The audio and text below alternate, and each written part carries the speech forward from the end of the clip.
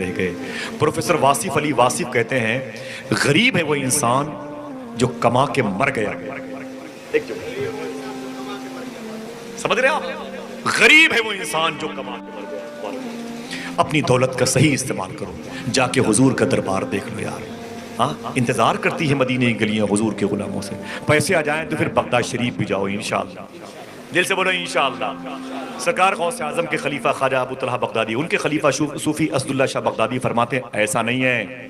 غوث پاک فرماتے ہیں ایسا ہے، وہ یہ غوث پاک فرماتے ہیں ایسا نہیں ہے کہ لوگ مجھ سے ملنے کے لیے تڑپتے ہیں، میں بھی اپنے غلاموں سے ملنے کے لیے تڑپتا ہوں۔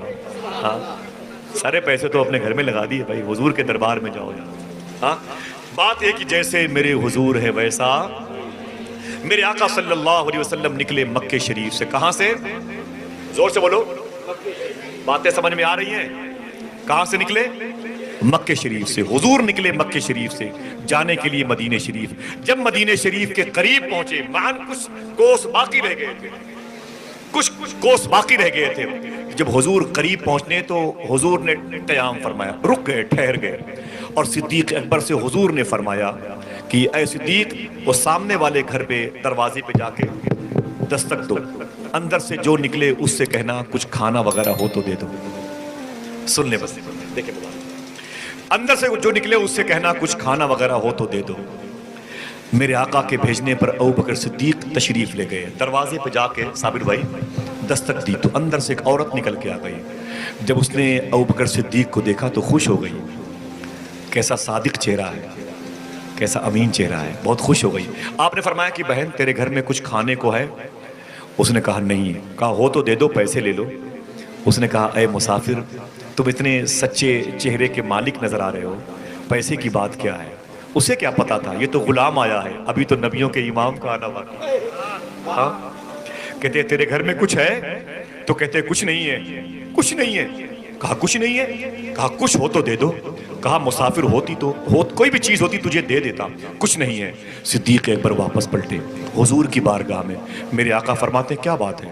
تو وہ کہتے ہیں کہ سرکار اس عورت نے انکار کر دیا، میرے گھر میں کچھ بھی نہیں ہے، میرے گھر میں کچھ بھی نہیں ہے بس۔ صدیق اکبر فرماتے ہیں کہ حضور کچھ نہیں ہے، تو میرے آقا فرماتے ہیں ابوبکر اگر تم کہو تو میں بھی ٹرائی کر لوں، اگر تم کہو تو میں بھی ایک مرتبہ جا کے دستک دے دوں، میں بھی کوشش کر لوں اس دروازے پہ جا کے۔ فرماتے اللہ اس کے رسول کی جیسی مرضی ہو۔ سرکار تشریف لے گئے، صدیق اکبر پیچھے پیچھے۔ اب اس دروازے پر حضور نے دستک دی۔ ایک شعر غزل کا شعر ہے، مبارک بھائی۔ دستک میں کوئی درد کی خوشبو ضرور تھی، دروازہ کھولنے کے لیے گھر کا گھر اٹھا۔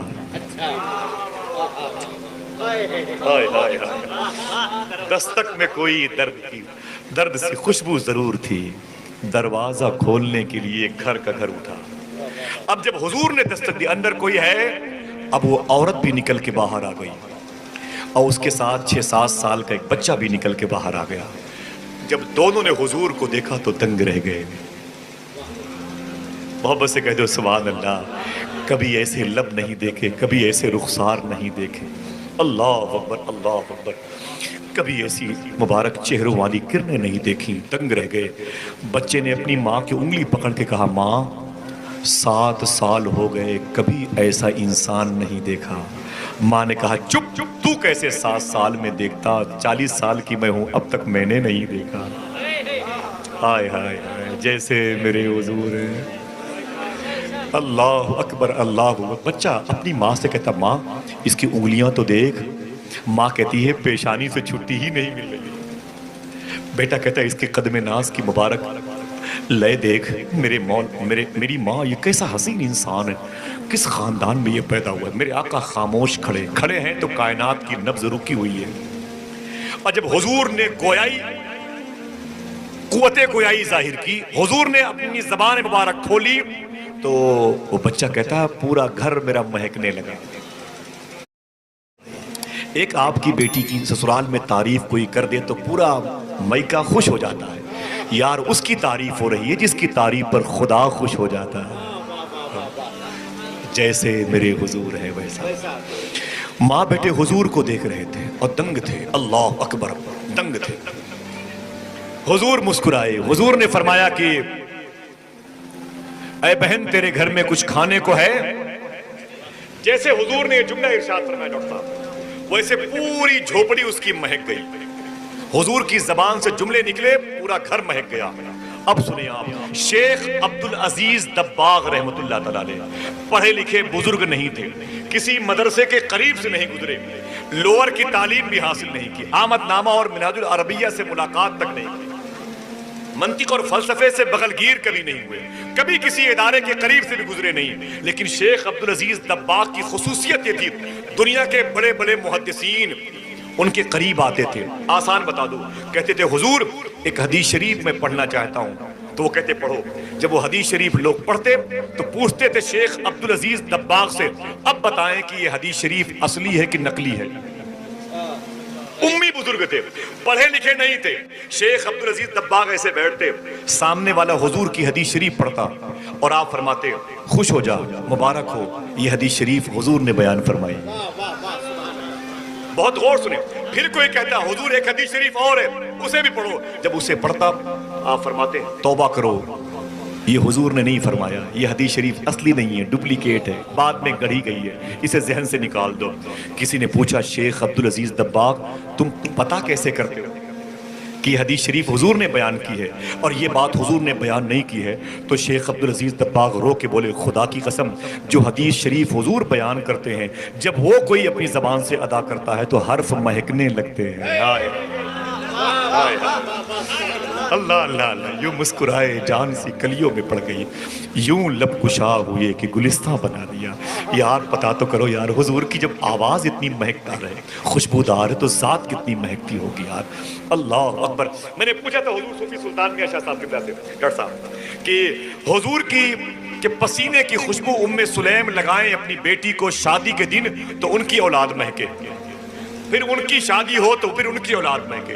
مورخین رائٹرز کہتے ہیں، مصنفین کہتے ہیں کہ وہ جو خوشبو حضور کے پسینے کی ام سلیم نے لگا کے اپنی بیٹی کو رخصت کیا تھا شادی کے دن، اس خوشبو کا اثر تھا کہ 7 نسلیں مہکتی تھیں۔ نسلیں سمجھتے نا بھائی؟ ہاں شکریہ، 7 نسلیں مہکتی تھی۔ میں نے کہا حضور فرماتے ہیں مجھے خوشبو بہت پسند ہے، مبارک بھائی سنیں آپ، حضور فرماتے ہیں مجھے خوشبو بہت پسند ہے، اور حضور کی خوشبو 7 نسلوں کو مہکا رہی ہے، تو حضور کو کون سی خوشبو پسند تھی؟ سوال قائم ہوا کہ نہیں؟ حضور کے پسینے کی خوشبو 7 نسلوں کو مہکا رہی ہے، یعنی 350 سال تک کم و بیش لوگ ایک مرتبہ لگاتے ہیں تو 350 سال تک ان کی اولادوں کی اولادوں سے مہک آتی ہے۔ میں نے کہا جب حضور کا پسینہ خود اتنا مہکتا ہے تو حضور کون سی خوشبو؟ یہ ام سلمہ لگاتے تھے، یہ مجموعہ لگاتے تھے، یہ بخور لگاتے تھے، عود کی خوشبو تھی، کائے کی خوشبو پسند تھی حضور کو؟ تو صوفی سلطان فرماتے ہیں تم دھوکے میں ہو، حضور کو اخلاق کی خوشبو پسند تھی۔ کیا بات کہی، سبحان اللہ، حضور کو اخلاق کی خوشبو پسند تھی۔ یار یہ چیز کب ہمارے پاس آئے گی؟ 2-3 منٹ میں گفتگو تمام۔ سمجھے میری بات کو؟ اپنی حضور کے آنے کا مقصد جو ہے وہ سمجھو پہلے، وہ ایک ٹاپک ہے لگے، بس مجھے اسی ارد گرد رہ کے 2-4 منٹ باتیں کریں، سب اجازت دیجیے۔ میں بات تو حضور کی پاکیزہ چہرے نور کے حوالے سے کر رہا تھا اور آپ نعرہ لگا رہے تھے۔ نعرہ کیا لگا تھا آپ کا؟ ایک دوسرے سے پوچھ کے بتائیں، جیسے میرے حضور ہیں ویسا کوئی نہیں۔ بچہ حضور کو دیکھتا، ماں حضور کو دیکھتی۔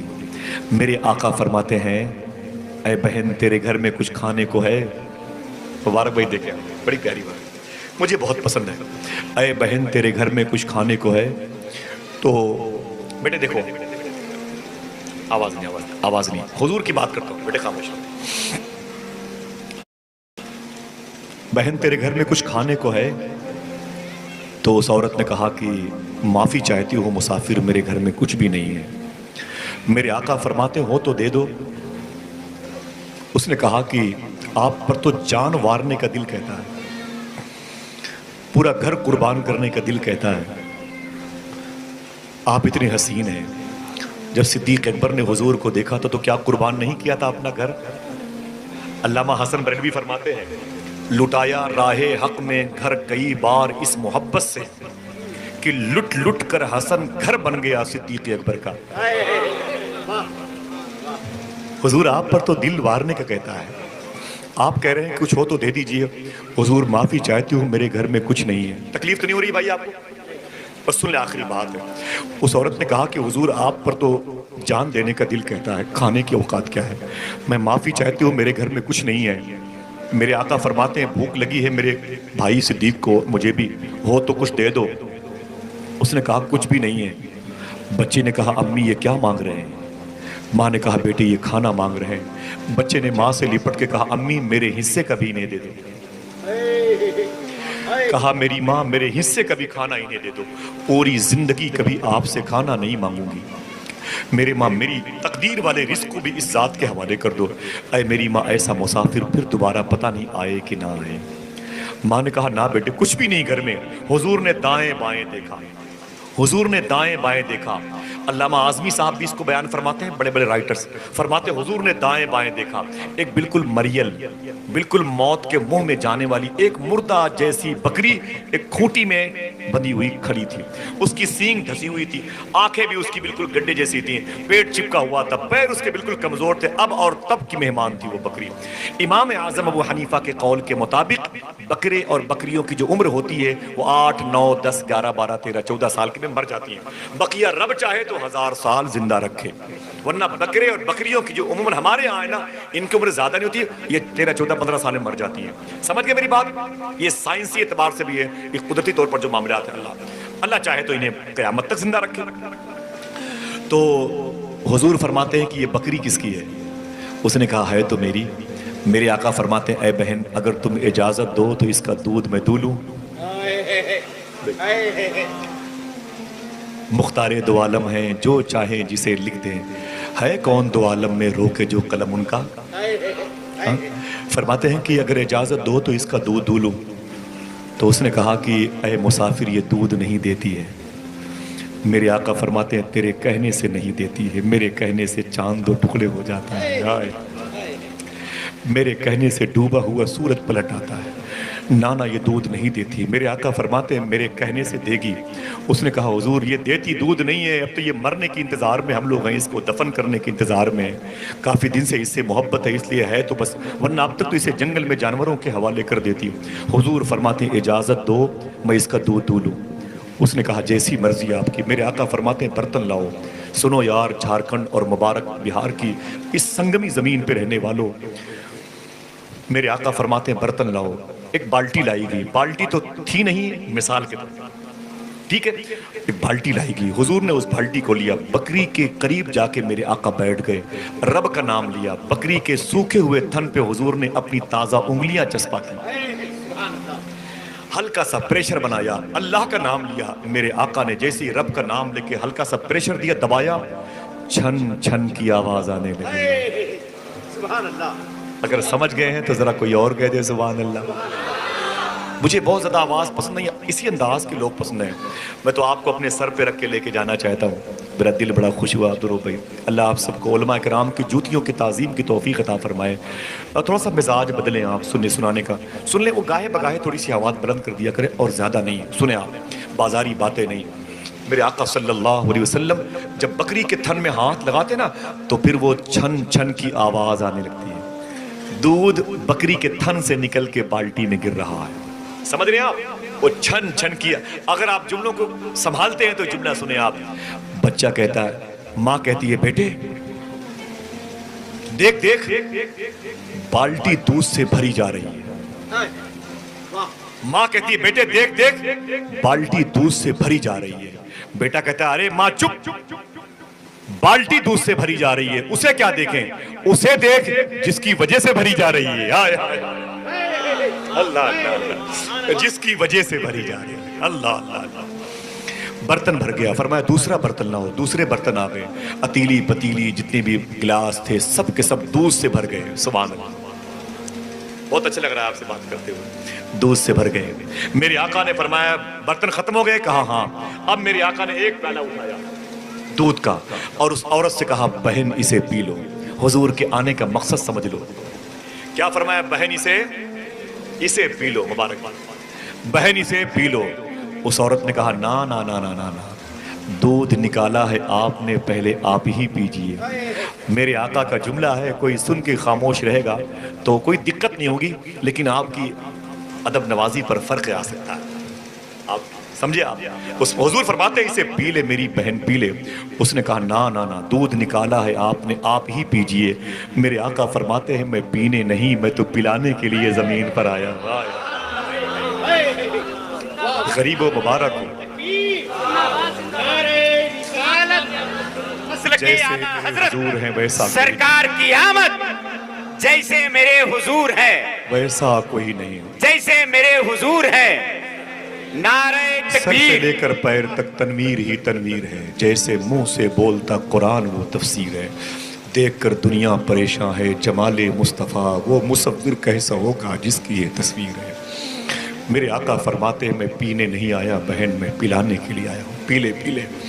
अल्लाह अकबर। हुजूर के मुबारक हाथ से मिला दूध तो उसे पी लिया। हुजूर ने उसके बेटे को दिया, बोला बेटा तू पी ले। दूध पीता जाता, हुजूर को देखता जाता था। फिर हुजूर ने प्याला उठा के सिद्दीक अकबर को दिया, अबू बकर सिद्दीक तुम भी पी लो। सिद्दीक अकबर ने पिया। अब हुजूर ने फरमाया इजाज़त दो तो मैं भी पी लूँ। उसने कहा इसके मालिक तो आप ही हैं, इसके मालिक तो आप ही हैं। हुजूर ने पी लिया। हुजूर अचानक खड़े हो गए, कुछ पैसे नजर किए और हुजूर ने एक जुमला इरशाद फरमाया, बहन मैं जा रहा हूँ। बमुश्किल इसको आप अगर आप पैमाइश करेंगे तो सात के रकबे के एतबार से आधे पौन घंटे में कहानी खत्म हो गई। जैसे हुजूर ने कहा मैं जा रहा हूँ, बेटा तड़प गया। बोले माँ ये क्या कह रहे हैं? तो माँ ने कहा बेटी ये जा रहे हैं। बच्ची की चीख निकल गई। बोले माँ इन्हें जाने मत दो। कैसा असर था हुजूर के चेहरे पर, क्या जाजिब चेहरा था, क्या मकनातीसियत थी हुजूर के मुबारक चेहरे पर। बच्चे ने कहा माँ हुजूर को इनको जाने मत दें। कहा बेटे ना ना ना ना ना, मुसाफिर हैं जाने के लिए आए थे। तो बेटा कहता है माँ अगर ये नहीं रुकेंगे तो फिर इनके साथ मुझे भी जाने दे। अल्लाह अल्लाह। इसे कहते हैं इश्क रसूल। ऐ इश्क तेरे सदके जलने से छुटे सस्ते, जो आग बुझा देगी वो आग लगाई है। बच्चे ने कहा माँ इन्हें रोक लो। माँ कहती बेटे नहीं। तो बच्चा कहता या तो रोक लो या तो मुझे भी जाने दो। हुजूर जा रहे हैं। जब तक हुजूर खड़े थे नब्ज़े कायनात रुकी थी, हुजूर चले तो कायनात चली जाए। अल्लाह अकबर। मेरे आका जा रहे। बच्चा हुजूर के आगे करीब जाता, कहता माँ इन्हें रोक ले। माँ कहती बेटा तू चला जाएगा तो मैं तेरे बगैर कैसे रहूंगी। बच्चा कहता है लेकिन अगर ये चला गया तो इसके बगैर मैं कैसे रहूंगा, मैं कैसे रहूंगा इसके बगैर। माँ कहती तू मेरा सहारा है। तो बच्चा कहता है लेकिन मेरा तो ये सहारा है। हुजूर चले गए। चीख मारी, बच्चा तड़प के जमीन पर गिरा। माँ ने बच्चे को अपने होश में लाया। बोले बेटे तड़पता क्यों है? बच्चे ने कहा माँ ऐसी आंखें कभी नहीं देखी।